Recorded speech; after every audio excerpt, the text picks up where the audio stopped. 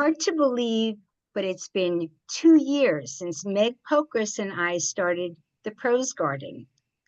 We were chatting online one day, and all of a sudden we thought, in the style of those old Andy Hardy movies, hey, let's put on a show. We knew that there are so many talented voices out there, and we wanted to celebrate them and give them a platform to share their work. So, voila, here we are. I'm Francine Witte in New York City, and my fellow host, Meg Pokrass, is in the UK. Together, we welcome you to another edition of the Prose Garden. We begin our 3rd year, and we hope to continue shining a light on prose for many years to come. Welcome to all of you. We have a great lineup of readers today, and bonus, you didn't have to fight traffic. So just settle in your comfy chair and relax, and please enjoy our reading. Meg and I like to start the reading with something of our own just to break the ice. So I'll go first. Now, any of you, if you think about Flash 101, you always start with a 6-sentence story, right? 6-word story. 6-word story. And that classic one is For Sale, Baby Shoes, Never Worn by Ernest Hemingway. Well, I thought, what if? So here's another take on the story.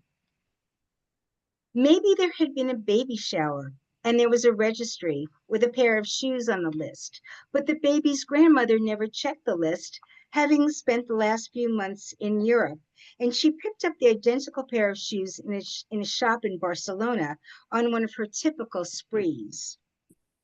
Or maybe they were being sold, never used, because the baby himself was such a charitable little chap and said, in baby talk, of course, "Mama, I have everything I need.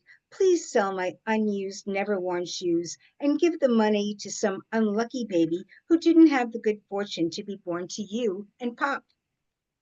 Or maybe still, the father's mistress snuck them into his briefcase, hoping the father would find them and realize what a generous soul she is, and he would leave his selfish wife like he was always saying he would. Or maybe the father wasn't even sure in the first place if the kid was his after all. And who the hell cares if the little brat runs around shoeless, and he's just lucky not to live near a hillside? But most likely, it's exactly what you thought, and the baby actually died.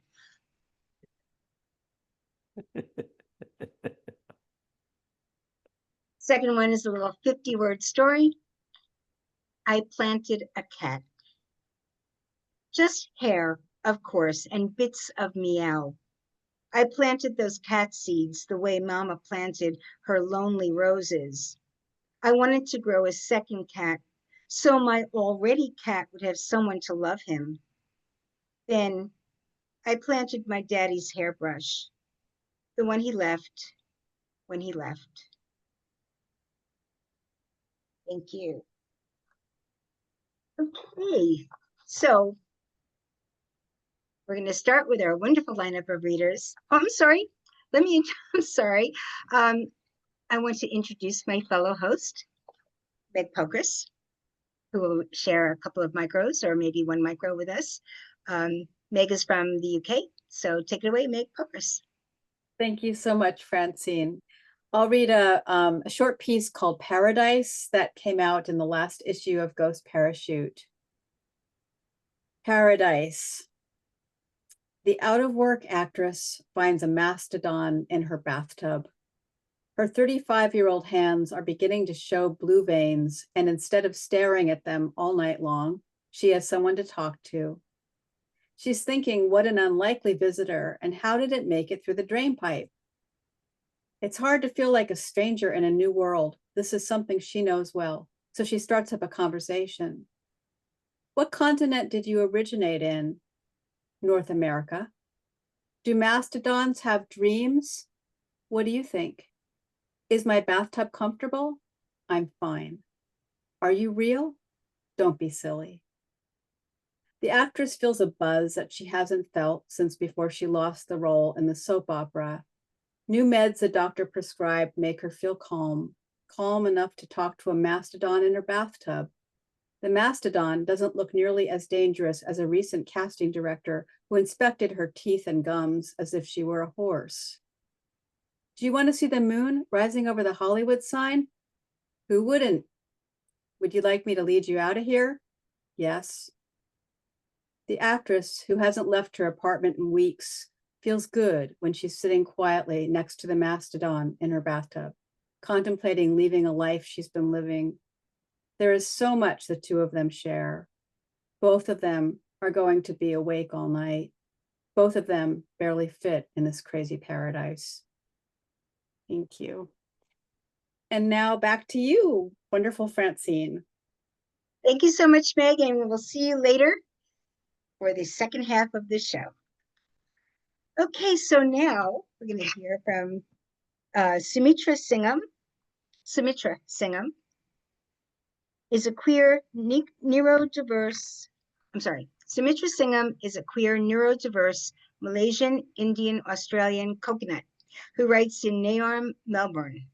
Her work has been published widely, nominated for a number of best of anthologies, and was selected for the BSF 2025. Congratulations. She works as a psychiatrist and trauma therapist and runs workshops on how to write trauma safely. And the Yeah, Nah reading series. I like the name of that. She'll be the one in the kitchen making chai. Where's your cardamom? You can find her and other publication credits on Blue Sky, Pleomorphic 2. And she's got some links in the chat. Sumitra Singam. Thank you so much, Francine. So first off, my excitement has just spilled over into nervousness, so please just bear with me. And so my neurodiverse self needs to do this little fidget just to calm myself. I'm sorry if that's distracting for you, but I just have to do it. Thank you, Francine and Meg, so much for creating this space and for inviting me along. I really appreciate it. I'd just like to acknowledge that I'm coming to you from unceded Wurundjeri land, and I'd like to pay my respects to elders, past, present, and emerging. I've put some links in the chat, and I'm going to be reading 3 pieces today. The first is from my novella in Flash that's coming out next month, I think. From Jake, and Francine was kind enough to publish a piece from that novella in Flash Boulevard. I've put a link in the chat. I'm going to read a different piece, so I'll start with that. Recipe for onion pakora, a snack to avoid discussing your daughter's illness with your grandchild. Ingredients: 1 large red onion cut into rings, individual rings separated. Finely chopped ginger, 1 teaspoon. Curry leaves, 1 stalk, stripped and chopped. Salt to taste. Chili powder to taste. Fennel seeds, 1 teaspoon, crushed. Chickpea flour, besan, 3 to 4 tablespoons. Rice flour, 1 to 2 tablespoons. Water, 2 to 3 tablespoons. Tissues, several boxes. 1. Place the onion rings in a bowl. Have the tissues handy. This is an excellent way to release pent-up tears without having to explain them. 2. Add ginger and curry leaves and mix. Feel how the onion juice finds its way into the weak, cracked parts of your skin, stinging as it goes. 3. Add salt to taste. In this situation, consider whether it is needed at all, whether the unshed tears may season the rest of your life. 4. Add chili powder to taste. Do you need extra to stoke the fire so you can breathe like a dragon, to protect your daughter, your grandson, your son-in-law, to protect your own cracking heart? 5. Add crushed fennel seeds. Smell the sweet, full aroma. Remember how your daughter would pop a little pinch into her mouth after food to freshen her breath, how she would breathe on you after, to check that it had worked. Remember the puff of warm air on your cheek. Remember how it felt real and true, like the secret of life. Consider whether you might ever feel her breath on your cheek again. 6. When your grandson tugs at you with his questions, hand him the besan, ask him to sprinkle it carefully, then put his hands into the bowl to mix. Notice his untrimmed nails. Chide yourself for having neglected him, for filling your mind only with thoughts of your daughter, pinned by tubes and wires to her hospital bed like a caught butterfly. 7. Hand your grandson the rice flour. Help him feel how the flowers coat the onions to mask the sting. 8. Sprinkle water. Make sure the mixture isn't too watery or too dry. It is a delicate balance. 9. Heat oil in your kadai, brought with you from Malaysia, burnished with the years of cooking curries, sauces, chutneys, all seasoned with the love you cannot express in words. Consider how you wake at 5 a.m. to make your daughter a meal that will cure her, a meal full of slowly fracturing hope. 10. When your grandson asks if he can put balls of the onion dough into the smoking oil, cluck your tongue. Say, no, it is too dangerous. But then listen. Listen to him when he yells, flinging bits of the dough with his gesticulating hands.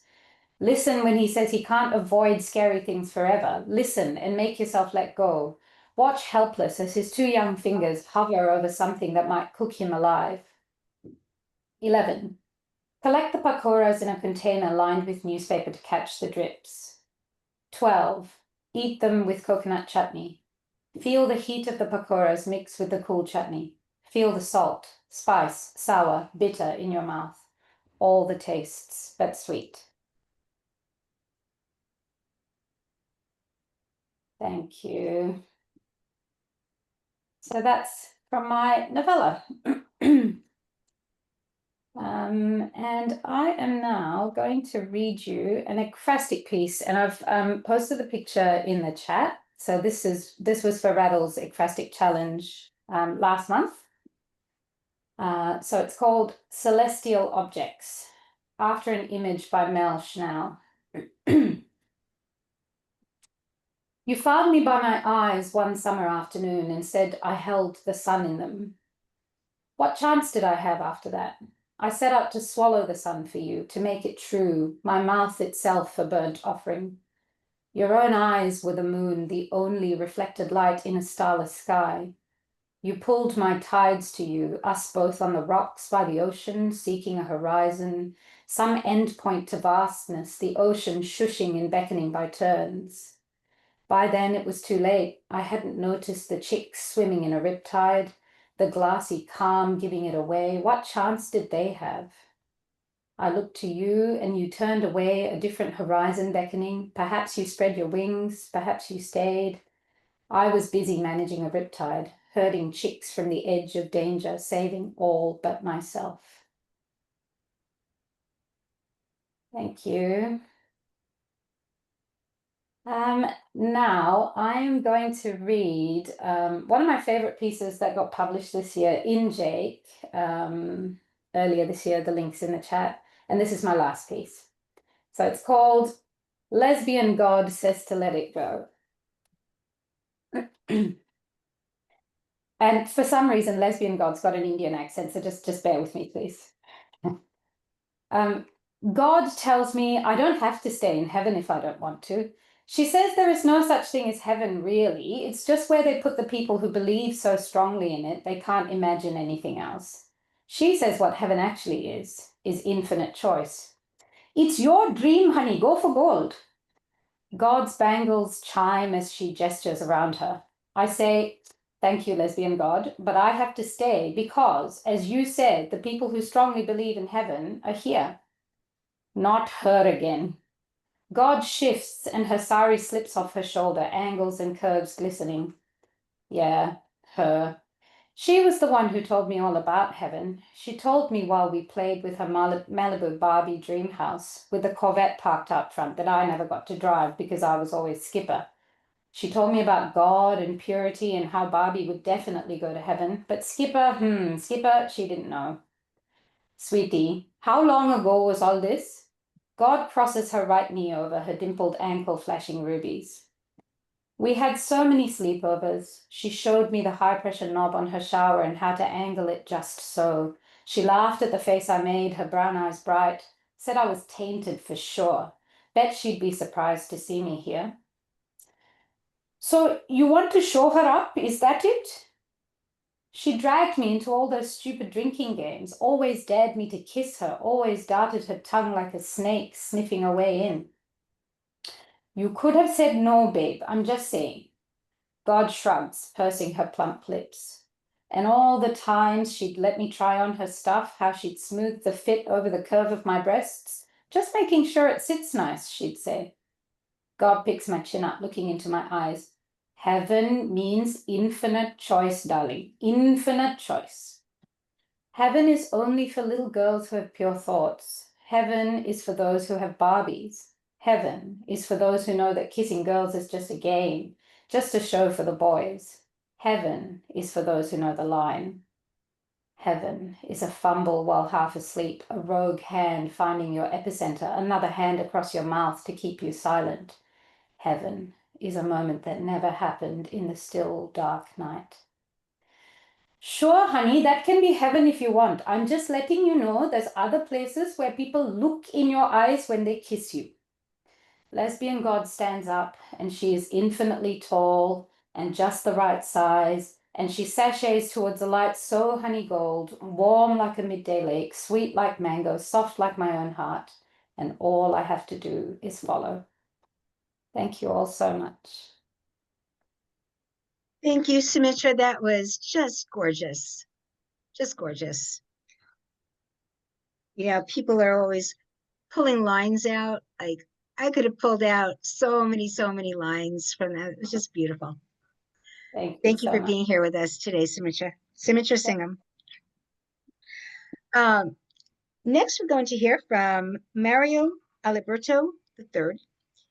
He's the author of All the Dead We Have Yet to Bury from Chestnut Review 2025. And his short fiction has appeared in Smoke on Quarterly, Fractured Lit, The Pinch, and other fine journals. He lives in Tampa Bay with his wife and daughters, and yet the dog still runs the house. Well, it's just how it is. Find him online at marioalberti3.com. Mario Alberto III. Thank you for having me, Francine and Meg. I really appreciate it. Came out with a chapbook earlier this year, so I'm going to drop a link in there if anyone's interested. But I am the worst chapbook salesman in the world. I'm not going to be reading a piece from my chapbook. I'm going to be reading an older one. I don't know if I've ever read it aloud before. But having said that, there are some movie spoilers in this one, but most of the movies are about 20 years old, so you can't get mad at me. All right. This one is called Unpacking the End of My Engagement Through Movie Spoilers. It was like the opening scenes in that animated movie Up, the montage where Carl and Ellie live their whole lives and grow old together. And yeah, it doesn't go exactly as planned, but there's love, there's life, and they're a team. And only this is the kind of life you imagine for yourself when you propose to your girlfriend and she says yes. That scene in Old School, where Luke Wilson arrives home early from work to find his wife in bed with another couple. Only there's no blindfold, no gangbang, just your fiance, naked, on the couch, with some guy who's also her manager at Bed Bath & Beyond. That scene in Avengers Infinity War, where Thanos snaps his fingers and turns everyone to dust. Only it's everything you've ever known or thought you knew. That scene in I Am Legend where Will Smith cradles his dog in his arms as his dog is dying after it's been bit by a zombie and can turn rabid at any second, and there are tears dripping down Will Smith's face as he sings Bob Marley's Three Birds, Don't Worry About a Thing, holding his dog until the end. Only instead of a dog, it's your heart. That scene in Seven where Brad Pitt stands in the field, ugly crying and shouting, "What's in the box? What's in the box?" Only instead of Gwyneth Paltrow's head, it's your ex-fiance returning her engagement ring. That scene in The Usual Suspects where it's revealed that Kevin Spacey has actually been the evil mastermind Kaiser Sose the entire time. Only it's your ex-fiance, and it's the way she casually dips breadsticks in tomato sauce as you discuss dividing up your things inside an Olive Garden. That scene in Jaws where they're all getting drunk on the boat and singing songs, only there's no boat, no singing, and no friends, but you're still drunk, and life is a shark, you know, just a big, mean, ugly fucking shark coming to chew your ass up. That scene in Say Anything where John Cusack stands outside Ione Sky's window with his boombox playing their song, and only it's you banging on the door of your old apartment, and your ex-fiance isn't even home because she's moved in with the Bed Bath & Beyond manager. That scene in Fight Club where Ed Norton and Brad Pitt beat the shit out of each other in a parking lot, only for it to be revealed later that Ed Norton and Brad Pitt are actually the same person. And Ed Norton has basically been punching himself in the face for the entire movie. It's like that. Yeah, like exactly like that. Only it's you replaying every dumb thing you ever said or did for the entirety of your relationship. That scene in Forrest Gump with Tom Hanks talking to that stranger on a park bench, and he says that philosophical thing about life and a box of chocolates, only it's you begging your therapist to help you make sense of everything that's happened, and they say something equally fucking stupid. That scene in Castaway with Tom Hanks on the beach talking to a volleyball because no one understands how alone he is, and even the volleyball tries to leave him. Only it's you with a scraggly beard, your hygiene has gone to shit, and there's no one to talk you out about how awful everything has become. And you don't even own a volleyball. That scene in The Bridges of Madison County where Meryl Streep is stopped in traffic behind Clint Eastwood and her husband is sitting next to her, but her hand is on the car door handle. And now is a chance for her to flee her shitty, predictable life and be with Clint. But she waits it out and Clint drives off without her. Only you're drunk texting your ex-fiance in the middle of the night to take you back, but she leaves you on unread. That scene in Titanic where the old lady says, "It's been 84 years. But it doesn't matter how much time has passed because she's still on the fucking Titanic no matter where she goes or how long she lives. And she still loves Leonardo DiCaprio even though he's been gone. Only it's the last 6 months of your life since your ex-fiance called the engagement off. That scene in The Green Mile where Tom Hanks and the prison guards are strapping Michael Clark Duncan into the electric chair, and they know they should do something to save him, but they can't. All they can do is stand by and watch an innocent man fry for someone else's crime. Only it's your ex-fiance's wedding to the Bed Bath & Beyond manager. And you are Tom Hanks, and you are Michael Clark Duncan, and you are both the executed and the executioner. And yeah, I mean, Tom Hanks reference again, because seriously, what can that man not do? That scene in It's a Wonderful Life where Jimmy Stewart is on the bridge. It's snowing, the savings and loan is failing. He's contemplating jumping into the river because everyone would be better off without him. And there's his guardian angel drowning in the water, and Jimmy Stewart jumps in to save him, which of course leads to Jimmy Stewart being saved instead, only it's you sitting in your car on your lunch break at work, eating your sorry egg salad sandwich alone like you do every day, wondering if anyone would even notice if you didn't come back from lunch. When the new woman from shipping steps outside to smoke a cigarette, and yes, she's crying, thinking no one sees, but you see, and you're out of your car before you know it, asking for a cigarette, even though you don't smoke, and she tells you how her manager is an asshole, and you tell her your manager is an asshole, and you both smirk, agreeing that maybe all managers are assholes. That scene in Casablanca where Humphrey Bogart is on the airport runway and he says goodbye to Ingrid Bergman forever, letting her go with her new husband, and Bogart's found a kindred spirit in the Moroccan policeman, the beginning of a beautiful relationship, only the policeman is the woman from shipping department and she's stopping by your desk in accounting, seeing if you want to step outside for a smoke, and she's the most sarcastic person you ever met, and she tells you a joke that almost makes you laugh. That scene in Jurassic World where Chris Pratt and Bryce Dallas Howard are working on a new breed of dinosaur in captivity, some T-Rex or Velociraptor hybrid monster, and this is a bad idea because the dinosaurs are just going to get loose again, eat everyone and everything because they are dinosaurs, and that's what dinosaurs do, especially in a Jurassic Park movie. Only it's you eating lunch in the break room with other people, including that girl from shipping, and you open up just a little bit to these people who may or may not become your friends, who may or may not be dinosaurs. That scene in The Shawshank Redemption, where Tim Robbins escapes prison after decades of being locked up, crawling through 500 yards of shit in a drainage pipe to emerge into the rain on the freedom side of the wall. Only the shit pipe is your life, and you're counting more and more days between times you cry. And you didn't look at your ex-fiance's Instagram much this week. And the woman from shipping says, there are people going for drinks after work. And are you free? The end. Thank you. Whoa.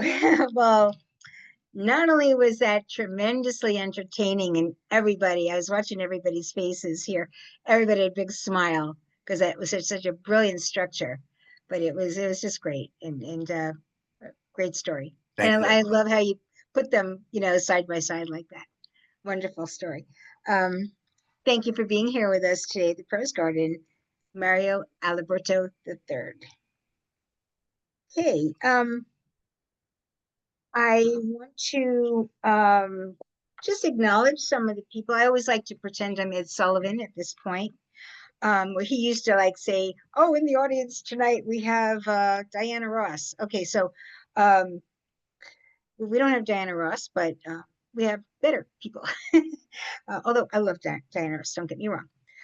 So I want to just give a shout out to people here in the Zoom room: Sarah Holloway, Catherine Reese, Alyssa Field, Deanna Benjamin, Mickey Aronoff, Ani King, Luella Lester, Mary Behm-Steinberg, Cole Beauchamp, Philip Benson, Allison Wassell, Lillian, I don't have Lillian's last name, and Maleva Anastasiadou.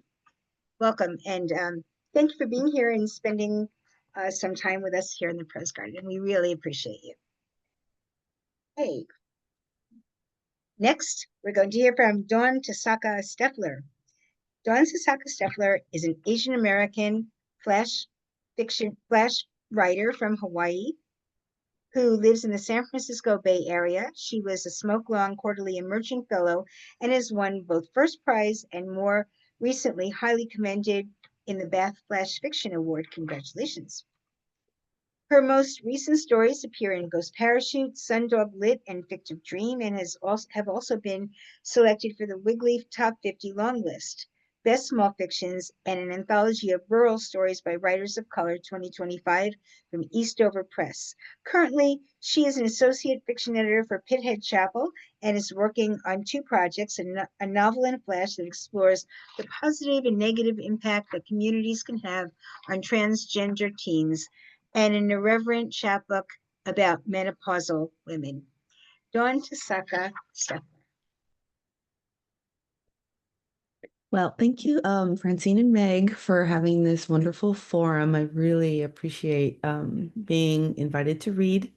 I'm reading three pieces from that Menopausal Woman series, two stories in one prose poem.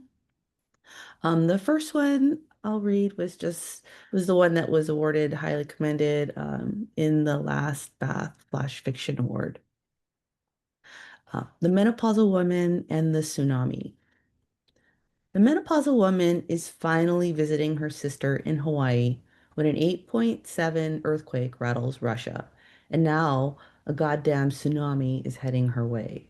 Meanwhile, in California, her husband is freaking out, which, as newlyweds, could have been cute, but at her age, all she wants to do is lie on a swan floaty in her sister's pool and balance a third gin martini on her squishy tummy. Also, her sister isn't worried. She's lived through plenty of tsunami warnings before, all of which led to nothing. But her husband, on the other hand, texting readings from remote ocean buoys and maps of tsunami inundation zones to which her sister's house isn't even close. Texting, make sure you girls fill up gas. GPS shows highways equal parking lot. Texting, hello, why is your phone still at the house? And now her sister, who had gone inside to pee, is poolside again, waving a cell phone and rolling her eyes. It's Eric. The menopausal woman steers her swan to the edge of the pool. Shouldn't you be headed to higher ground? Her husband says, panicking. Just then, the emergency sirens go off in the mountains. The wave is now 4 hours out. Her sister re-enters the pool. Over the phone, her husband is sobbing. The menopausal woman takes in her surroundings. The bay is calm, the sky empty of clouds, and her sister is floating next to her.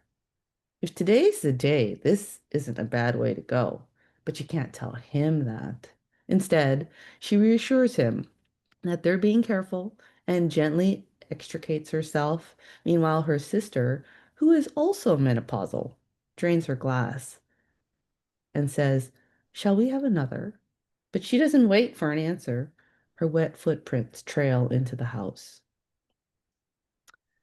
Um, and the next one is called You Stupid Kid. If I listen closely, I can sometimes pick out the high-pitched whiz of grand pianos and Acme anvils make from the sky. On a good day, I can dodge them, but sometimes I don't hear them until it's too late. Like this morning, I go into the fridge for coffee creamer, and my eyes notice a pink plastic straw at the back. Where did that come from? The second I dig out the plastic boba cup, the tea evaporated and only black sludge at the bottom, that's when I feel it. The wham on my head, and a halo of little U's in prison orange circle my head.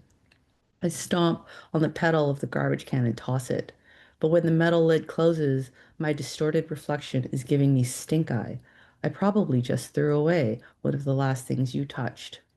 That vein in the middle of my forehead starts throbbing, and like clockwork, I hear it.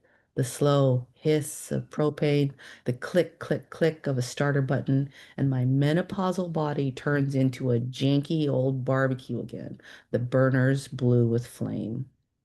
I hurry back to the fridge, throw open the French doors, and insert as much of my sweaty upper body into the blue-white wispiness as possible. I lean my forehead against the shelf and stare blankly at the Tetris of takeout boxes I've been working on since I watched you on the nightly news. A police dog taking you down by the ankle in the garish spotlight of a hovering helicopter. Where'd you get the fucking gun from, Michael? You stupid, stupid kid. I've been meaning to clear out the fridge. No better time than the present, right? I drag the trash can over and start with the Chinese takeout boxes and styrofoam containers. I empty produce in deli drawers, cold cuts gone green, green grapes gone black. I gingerly pick up two squishy avocados caving in on themselves. Those were $2 each. What a waste. In a baggie, 3/4 of a Pepperidge Farm summer sausage I splurged on last Christmas. Growing up, it was such a delicacy. I couldn't wait to share that with you over some cheese and crackers, but I forgot it had a rind. And after you pulled a long strip of it from your mouth, like the strand of some stranger's hair, you refused to have any more. I take everything out, at first intending to only double check expiration dates and clear off shelves so I can wipe everything down, but before I know it, the garbage can is overflowing and I'm almost done filling up a second bag, practically empty jars of pickles, ketchup I don't even like. In the freezer are those disgusting pizza roll-ups you love and blueberry waffles you said you wanted, but never touched. Finally, there's only one thing left, way at the back, an ancient bag of peas I used on your boo-boos when you were a kid. Before I can change my mind about the peas, I toss them in, tie the bags, and hoist them downstairs into the dumpster. The sound of breaking glass is gratifying. I pause to catch my breath and look around. The cool air feels good against my clammy skin. People out with their dogs and little kids walking to school, holding their mommy's hands. I remember school mornings when you were that age. You used to eat your cereal in front of the TV while I got ready for work. And you used to hold onto my pinky finger like a calf, tugging on a teat. And if I didn't grab a kiss from you quick enough, you'd be off, running to find your friends. Meep, meep, mommy. But right now, you couldn't pay me $1 million to do it all over again. Okay. And this is my last one. It's called Sisters of a Disappeared Moon. I'm down to two beloved elderly hens who, like me, have no eggs left. I've always felt a sisterhood with my hens, though my lifetime of monthly bleeding and a mere 3 babies never compared to their daily need to squat and squeeze the equivalent of a watermelon from their poultry vaginas. For their service, I share leftovers from my fridge, Chow mein is a favorite. Then we all hobble around with our chronic bumblefoot, arthritis, and bum knees, me gardening, them scratching for bugs under the lemon tree. There are endless tomorrows until there aren't. Inevitably, one of them will not survive the night. The internet says a single hen can't thrive. She needs to be rehomed with another flock, with hens who might bully her, or a rooster who might relentlessly mount her tired, eggless body. Or she could live out her days in my yard, the last of her kind as far as she knows, a gentle apocalypse. I ask myself, what would I prefer? Well, that's easy. I would prefer the lady who speaks to me softly and feeds me chow mein. Thank you so much. Wow. Thank you, Dawn. That was wonderful. And I love the theme, the connection of the menopausal stories. And I remember reading the first one that you read, the highly commended one. That was just like, I think you just posted that a week ago or so, and I really just loved it. So congratulations on that. Thank you for being here with us today, Dawn Tasaka Steffler. Tasaka? I'm sorry, am I pronouncing? Okay. Thank you for being here with us in the Prose Garden. Okay. Next, we're going to hear from Coleman Bigelow. Coleman Bigelow's latest flash fiction collection, Man's Best Friends, digs into the strange, tender, and sometimes absurd ways people and animals collide. His stories have appeared recently in brilliant flash fiction, Cleaver, Ghost Parachute, Gooseberry Pie, and the Ekphrastic Review. You can find more at his website, colemanbigelow.com. Coleman Bigelow. Thank you, Francine. And thank you and Meg for putting this together. I always love these sessions. I put two things in the chat there. One is the link to the new chapbook, which has been exciting. And like Mario, I'm not reading from it today, but I hope you'll get a chance to check it out. And I put, I'm going to read an ekphrastic story for my last story. So I put the painting that it's based on. So for the first micro I'm reading today, this one was published in Flash Boulevard, and it's definitely seasonal because basketball is starting back up. This one is called Outside Shot. Every girl is elated by Caitlin Clark's drop-in, but my daughter Grace is euphoric. Grace quakes and quavers in her pint-sized high tops as if the gym is being rocked by some celestial tremor. Caitlin has just broken the all-time scoring record for men and women, Grace is quick to remind me. And when Caitlin strides into our moldering gymnasium, her long, sinewy legs crossing the depleted court, the wood so stripped it no longer holds a proper wax, a surging wave of appreciation sweeps from the bleachers to the boards, and the squeals which erupt reach a frequency so high and so strong that the nets flutter with anticipation. Caitlin gives a brief speech and shoots a few obligatory threes before beaming her miraculous chiclets and waving her remarkable mitt. My fellow coach Franklin bends his rectangular head toward me and whispers, "Do you think her hands are so big because of all the dribbling? Because of all that practice? I mean, do you think the ball shaped her, or does she shape the ball?" I just laugh and pat Franklin's bony back like he's one of my preteen players, because sometimes there's no right way to answer. Our girls crowd forward, poking out their posters and pubescent physiques in the hopes that just a smidge of Caitlin's fairy dust will settle upon them. And as Grace inches closer to her idol, I watch her cheeks flame and register the agonized chewing of her lower lip. Grace sucks peach fuzz until, tongue-tied, she at last reaches Caitlin and can do nothing more than extend her crinkled poster, which is already twisted and wrinkled from the grueling anticipation. I wince as Grace's teammate has to tell Caitlin my daughter's name when Grace can't even manage an audible expression. Caitlin is gracious. She smooths out the poster with her spidery fingers and signs with one quick swoop before moving on to the next looming shadow. On the endless drive home, Grace finally breaks her silence. I'll never be like Caitlin, will I, Dad? And I tell her that of course she will. I assure her in the most convincing tone I can muster that everyone has the ability to inspire. I say it even as I picture Grace in that line of sixth grade girls, my sweet, innocent, already almost half a foot shorter than the others, the backs of her arms black and blue from the hormone shots enlisted to ensure she'll at least crest 5 foot. My little dandelion thrusting forth among the sunflowers. So that's outside shot.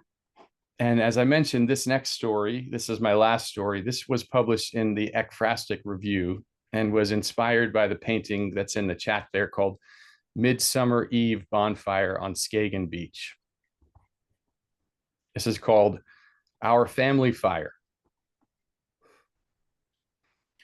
The wind sends the flames bouncing and fluttering like strands of red hair. There's a streak of red that all bishops bear, even though Ma won't admit it. A touch of strawberry blonde is all, she whispers. But when I ask about the fate of Aunt Bridget, Ma's cheeks blaze like the bonfire. And we'll have no more talk of that, young man. Before Mr. Randolph lights the bundle, there's just the moon, another faraway fire. Ma tells me not to sit too close, but I can't resist the lure of the heat. I crowd forward with the other children, seeking a closer view of the logs and sticks tied high like a person. I picture my Aunt Bridget from centuries ago, bound up tight. No one will speak about it, at least no one that's allowed to come to the bonfire. It's a strange thing to burn someone, to turn their flesh and bone to ash. Ma must have felt the same way when Granny asked to be cremated. After Granny passed, Ma pretended she knew nothing of the request. She buried Granny deep in the ground, made sure the men shoveled her over with enough earth to smother any remaining flame. I think Granny wanted to connect with our past, to let the fires retrace our tree, but Ma kept our roots firmly planted.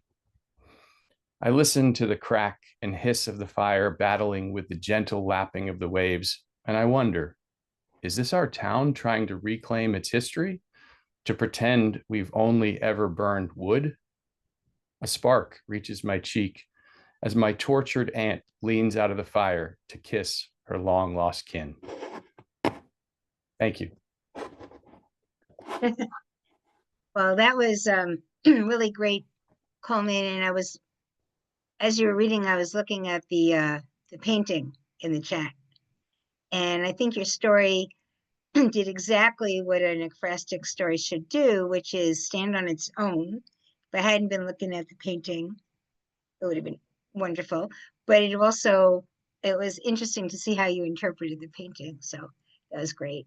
And your first story, basketball, I kind of think now of basketball as almost like the flash fiction of sports. You know, it's just like bam, like here it is, bam. And you fill in the white spaces. Whereas like, you know, baseball is a novel, got 18 innings, right? And of course, football is an essay, but this is my own. But thank you so much. It was wonderful, Coleman Bigelow. Thank you for being here with us today. All right, now I'm going to turn over for the rest of the program to my wonderful fellow host in the UK, and you don't even have to take a plane to get there. So let me welcome Meg Pokrass, or welcome again, Meg Pokrass. Thank you so much, Francine. Those readings were amazing. So first up on my end of the program, I'll introduce Jeff Friedman. Jeff Friedman has published 11 collections of poetry and prose, including the most recent Broken Signals, Bamboo Dart Press in 2024. His work has appeared in Best Microfiction, New Republic, Flash Fiction Funny, Poetry, and American Poetry Review. He has received an NEA Literature Translation Fellowship and numerous other awards. Welcome, Jeff.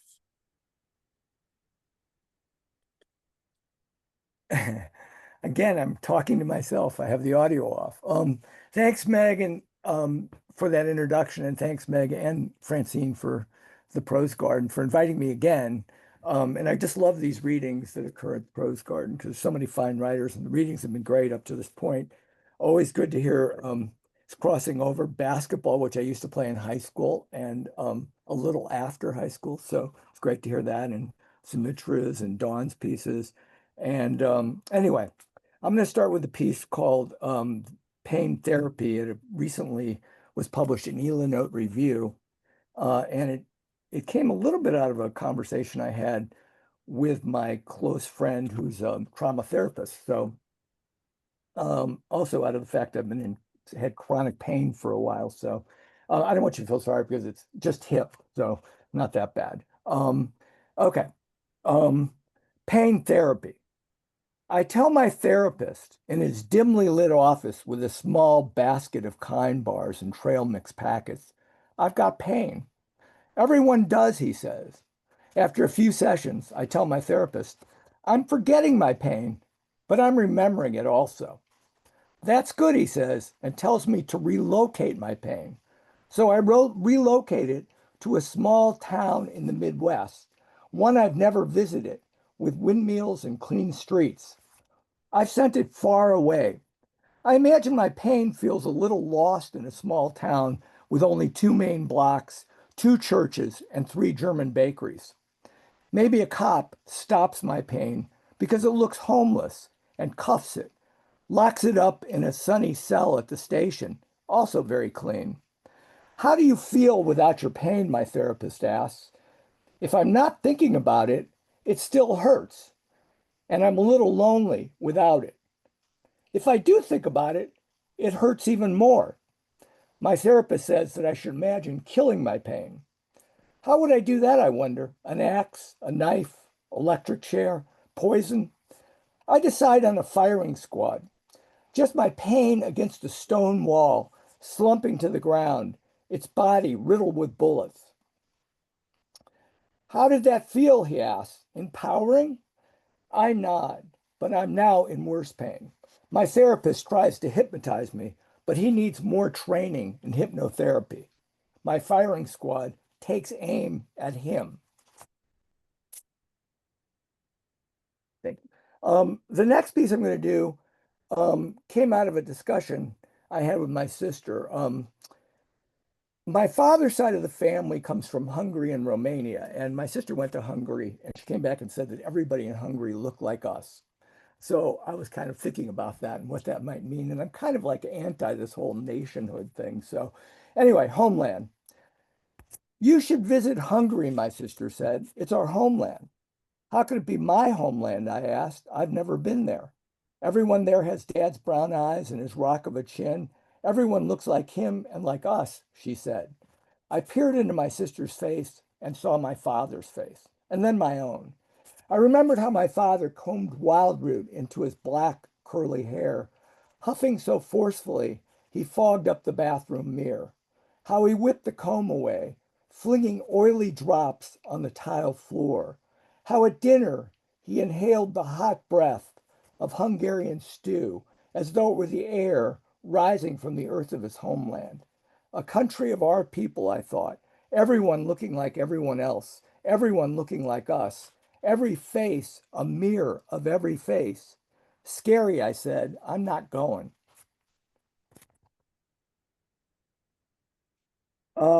The next piece, Sleepwalking, is in Broken Signals, and it was published in Wig Leaf and then in Best Micro 2025. Sleepwalking. My lover sleepwalks after midnight, leaving a trail of open doors behind her. If I clasp her arm to bring her back, she stops momentarily to lift my hand off and continues on as if I had never touched her. She has yet to fall down steps or stumble on the sidewalk. She parts the night as if wading through shallow water. When a car comes, she waits on the corner. Sometimes I walk beside her to see the brightness of her face, as if the moon is lighting it. Where are we going? I ask. I'll know when we get there, she answers, but she's not awake.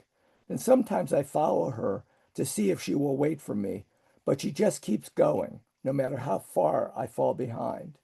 At such times, I hurried to catch up, fearing that a tree might reach for her with its long limbs, or a dark bird might snatch her with its beak, or the chunks of a dying star might crash down on her. But nothing like that happens. Instead, she stops and gathers the wind in her mouth, blowing into the darkness until it is even darker. Then she follows the shadows through the open doors, and I close them behind her. The next piece it's called The Note of Delirium. It was also in Illinois Review. And it, well, I kind of feel like myself and everyone I know has been in a state of delirium. So there's kind of a, so it's called, like I said, it's called The Note of Delirium. And the only thing I may need to explain in here is a dreidel, which is a four-sided Jewish top that's often associated with Hanukkah, where little kids and then their adults, the adults also bet on things like basketball games and other things and win big bucks at Hanukkah dinners. So, okay. So a dreidel. It has the Hebrew letters on each side of it. A note of delirium. He called it delirium. He could hear a single note echoing in a vacant house. He could hear it whistling like a bird plunging into the dirt. He could hear the note in a monotony of voices. Sparrows sung the note from the branches of trees and from windowsills. Dogs on porches growled the note as a warning. Cats meowed it, tugging at curtains or peering out windows. He put on headphones, but then he began to see the note. A gnat flying into the sun's rays through the window, a barred owl with a stoic face. Then he could see it in the eyes of the cop who stood at the corner each day. He could see it spinning on the asphalt, a dangerous dreidel, picking up speed, bashing into cars and kids on scooters, pushing off with their legs.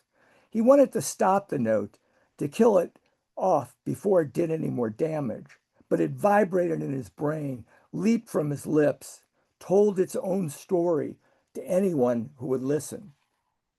And then I'll just do one more. This is called Nothing.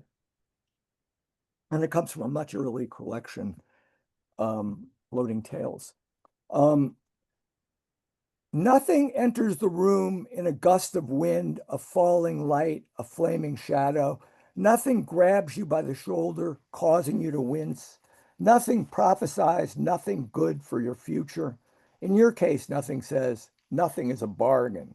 Hold on to yourself as if you were holding on to nothing. Pretend that nothing exists and you won't be disappointed. Pretend that nothing doesn't exist and nothing will surprise you. Try to imagine nothing. Does it encircle you? Is it the sky empty of darkness and light and therefore empty of sky? When you embrace everything, nothing embraces you. Nothing rings a bell. Nothing deals the cards, plays all your hands. Nothing believes everything you say.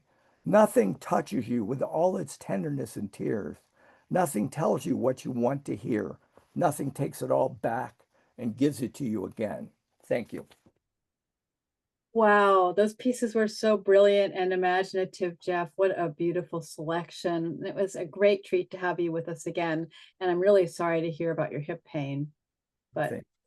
glad it's hip rather than another body part, I guess. But I'm very sorry. Those were wonderful. Thank you so much. Thanks, Meg. Thank everybody.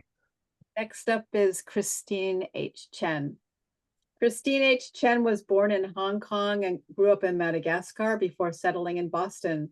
She has worked in Centaur Lit, Cafe Irreal, Smoke Long Quarterly, Best Microfiction, Best Small Fictions, and other journals and anthologies. She dabbles in horror, sci-fi, and mystery writing. You can read her stories at christinehchen.com. Welcome, Christine. Thank you. Thank you so much. Thank you, Francine, and thank you, Meg, for having me. It's an honor to be here. And it's so appropriate that I read after Jeff, because Jeff, your stories have always been inspiring, as well as many of you. So it's great to be here and seeing you in faces and listening to everybody read. For me today, I'm going to read 3 loosely linked micros that were published this year. And for cultural reference, Paw is grandmother. So the first micro is titled Grandma's World and was published in Moon City Review. Paw is as old as a dinosaur, but she's so much more fun than Amma.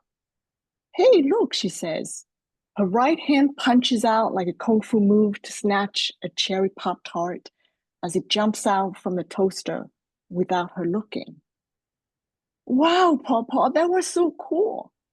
I laugh and snort back tears after Amma's bum slapping session for spilling tea on my homework. I bite into crust and sweet raspberry jam. Crumbs cascade from my mouth. Amma would have a fit if she saw the mess I just made on the floor. I sweep them up with trembling fingers. Paw tells me not to worry, clutches my shoulder with her sinewy hand, and leads me to her garden shed. There, mounted on a table, is our world in miniature, the valley we live in, the clusters of tiny houses, our neighbor Steve in a sleeveless t-shirt on a lounge chair, fanning his face with a newspaper. We peek inside our home. Paw lifts the mini roof. Amma's eyes bulge when she sees us. She thrusts a warning finger, strikes the air with a fist. She jumps and bolts around like a wild horse. I giggle, spraying waterfalls of crumbs, smoldering Amma's firing threats. The second micro is called Tomb Sweeping Day, and it was published in Ghost Parachute. So for cultural reference, Tomb Sweeping Day is a festival that's also called Qingming Festival, and it's a Chinese holiday for honoring the dead. Tomb Sweeping Day. Amma says, because I'm the only child, I have to live with her and care for her until she dies.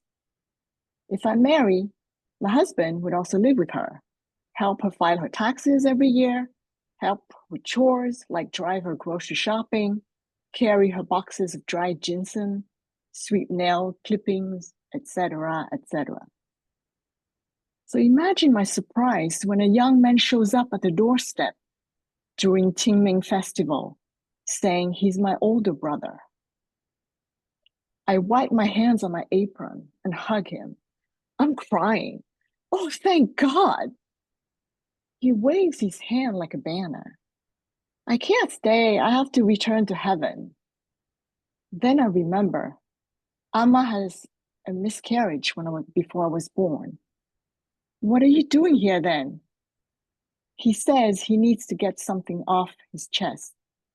He hesitates.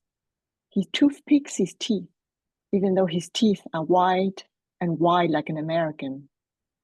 Well, tell me, I say.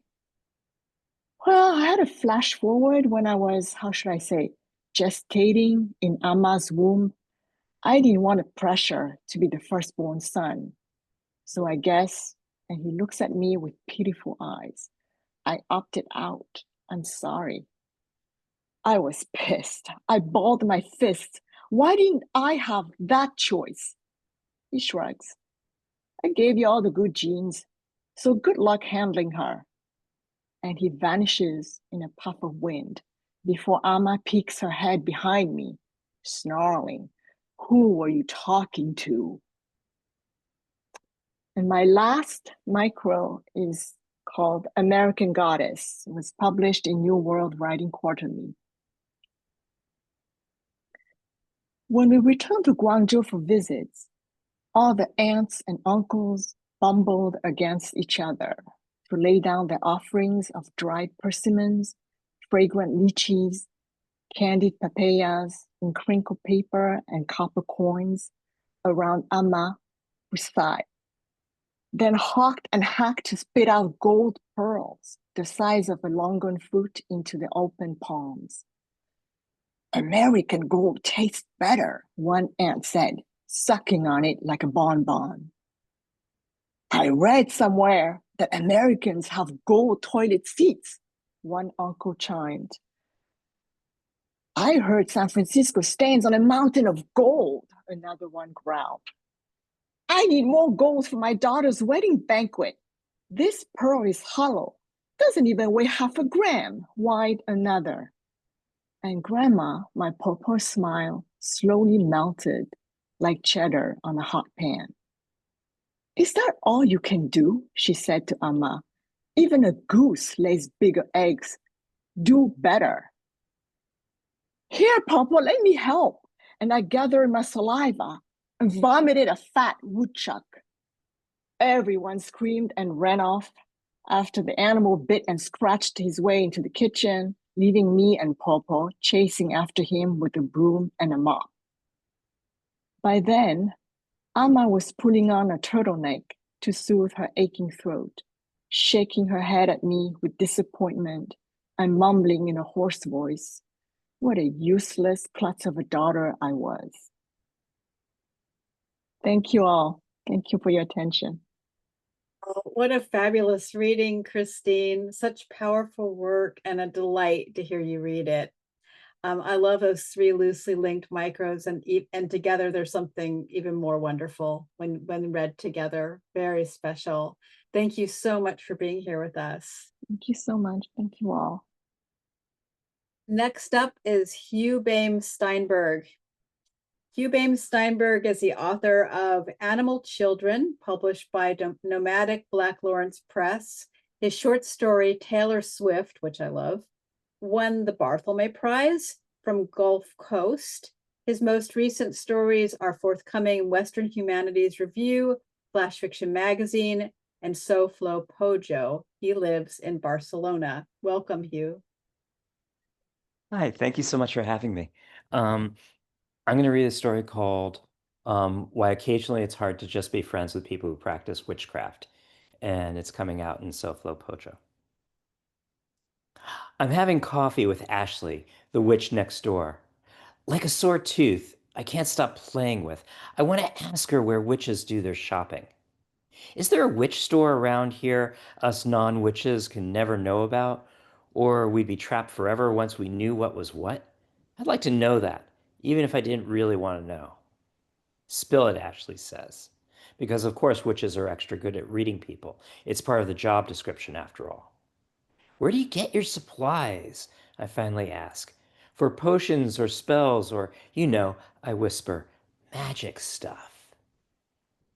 Mostly farmers markets or the grocery store, I guess, Ashley replies.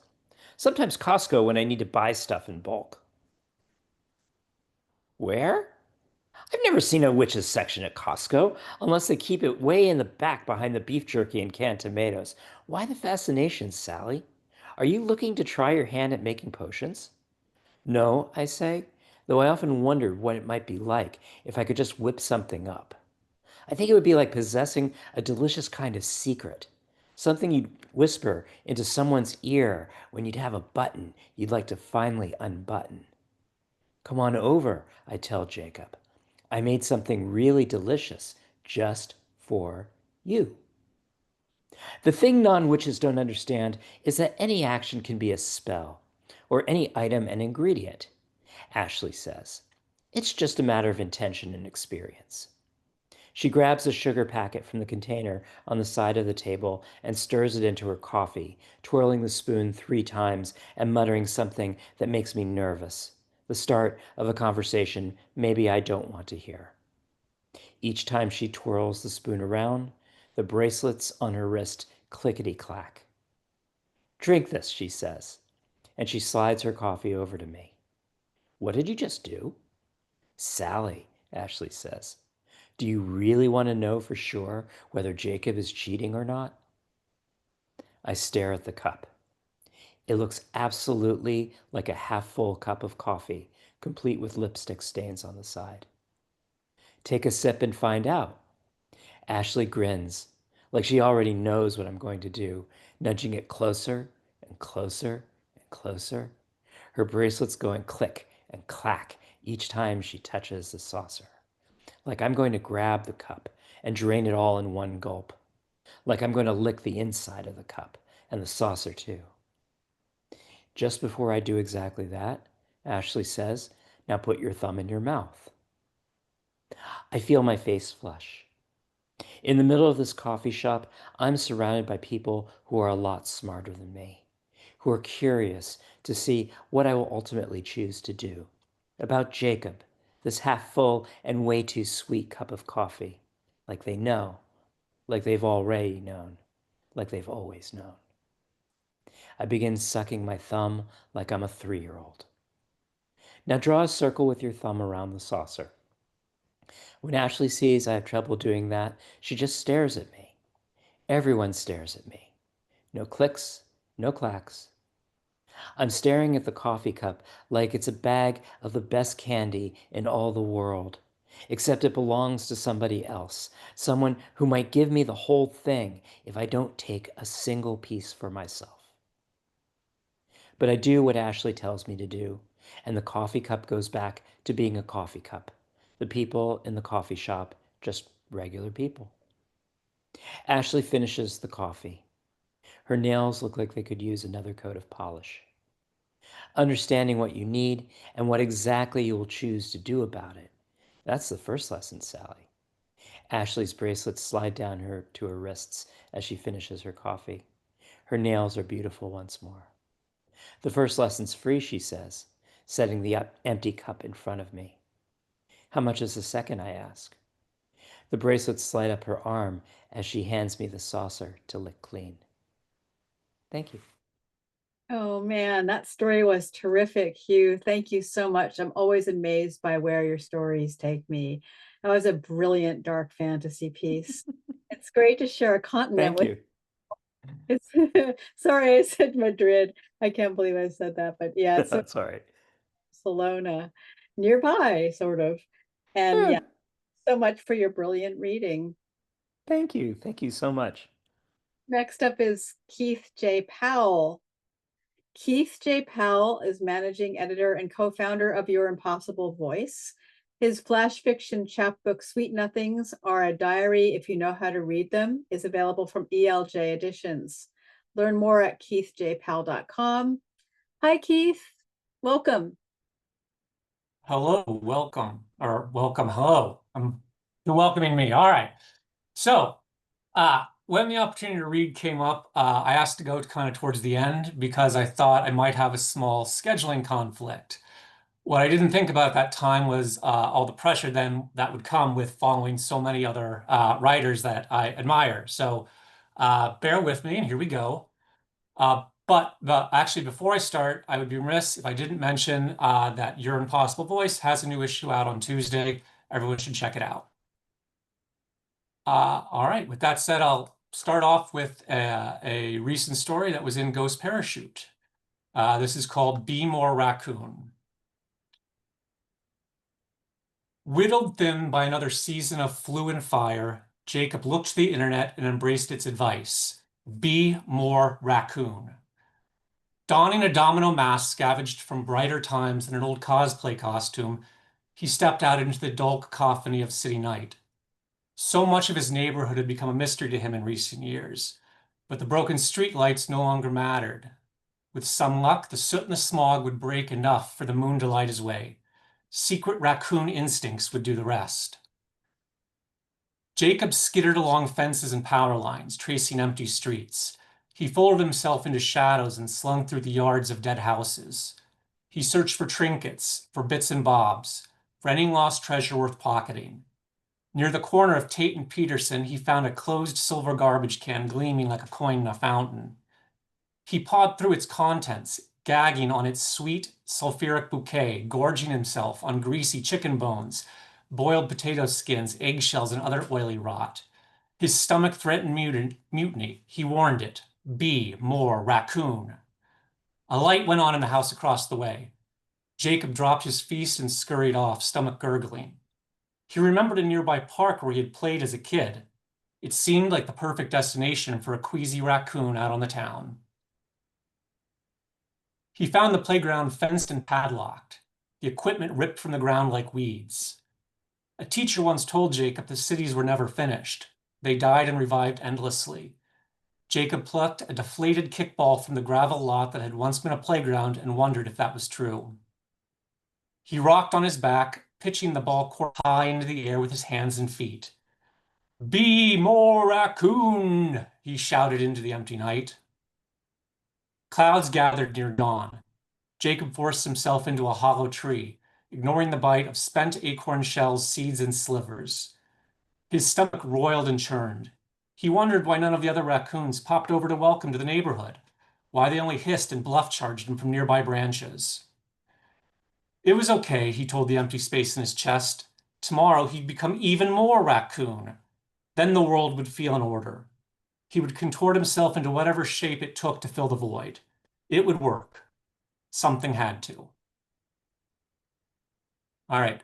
Next one here is called Chuck and Rose Defenstration, and it was in the September issue of Dish Soap Quarterly. Chuck landed hard on a Bermuda blue Oldsmobile Cutlass Supreme, cratering the hood and starring the windshield. For a moment, his world was a blissful, throbbing void. Then it all came rushing back. He caught a bus home, treated himself to a sitting fare. Squinting through his phone's ruined screen, he texted his AI supervisor, tossed out of the fifth-story window again, working from home the rest of the day. His neck and back screamed and shuddered at every sneaky bump and devouring pothole. To distract himself, he composed mental letters to books that had failed him. The 4-Hour Workweek, Atlas Shrugged, The Giving Tree, Jonathan Livingston Seagull. 2 stops from home, his phone pulsed with a reply from the algorithm. Okay, remember, work is the priority. Chuck swallowed a sour notion of rebellion, debated his response, and settled on an American flag and a thumbs-up emoji. He paid his exit fare and stepped out into the cold. The bus rumbled off, belching a purple plume of exhaust as if waving goodbye. Rose was in the garage, warming a can of hearty potato soup on a hot plate. The previous year, she'd suffered an accident at the plant. Her right hand was pruned at the wrist. Insurance denied her a prosthetic replacement and instead offered her one of 3 options from a brochure that arrived in the mail. A Cleaner U 20-inch high-speed floor buffer that clamped on just beneath her elbow, a propane-powered combination Bluetooth speaker and scale, or a pill that would make her forget she'd ever had a second hand. She chose the floor buffer.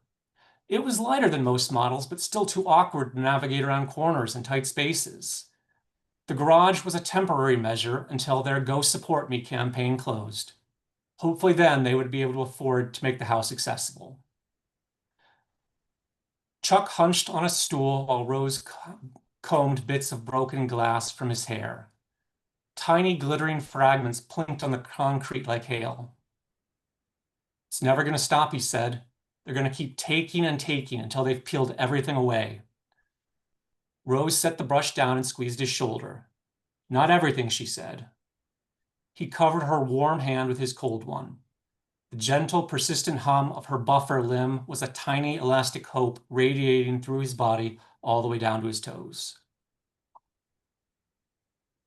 All right, got one more. This one was in, I want to say, the summer issue of Trash Cat Lit. It's called, Actually, It's Never Okay to Punch a Velociraptor. Charlie arrived on crutches. An angry red scratch closed his right eye.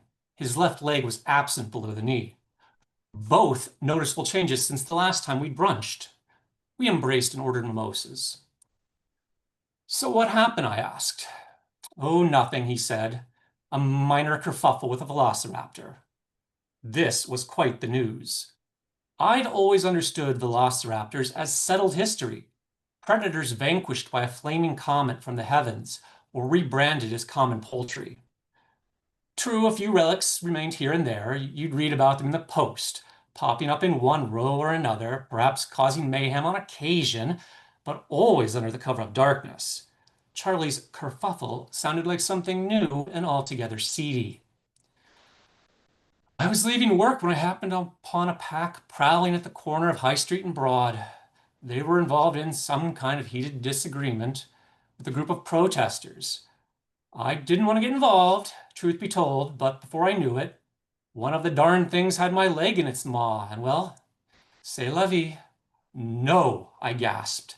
Yes.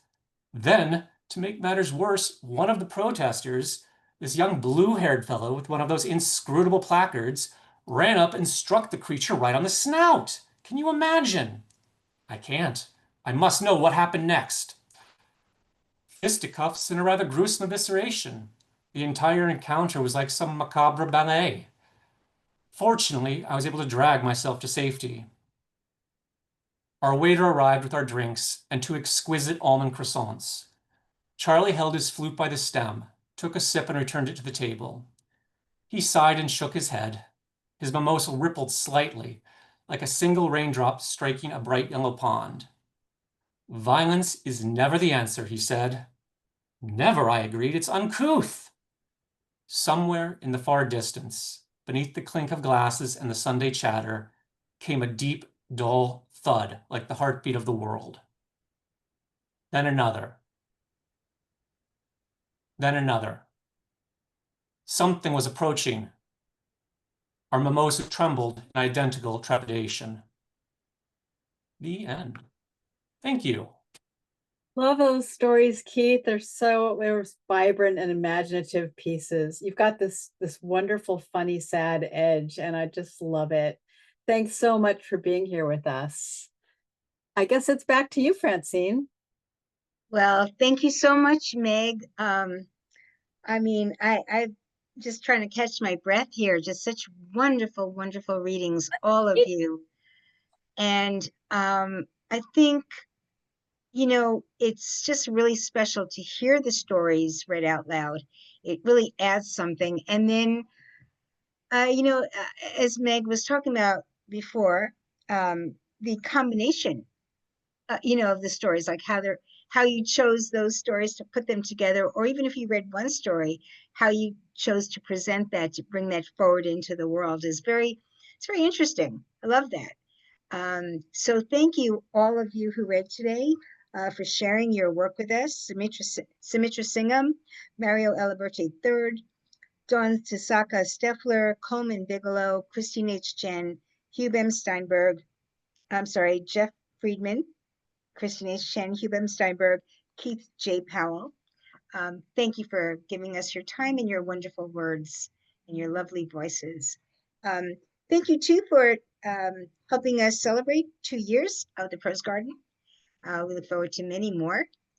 And we'll be back, I think, probably in January. I think we'll take December off to celebrate holidays all month long. And we'll see you then. Thank you again. I'm Francine Witte in New York City. Thank you to my fellow host, Meg Pokrass in the UK, and everybody drive safely. Good night.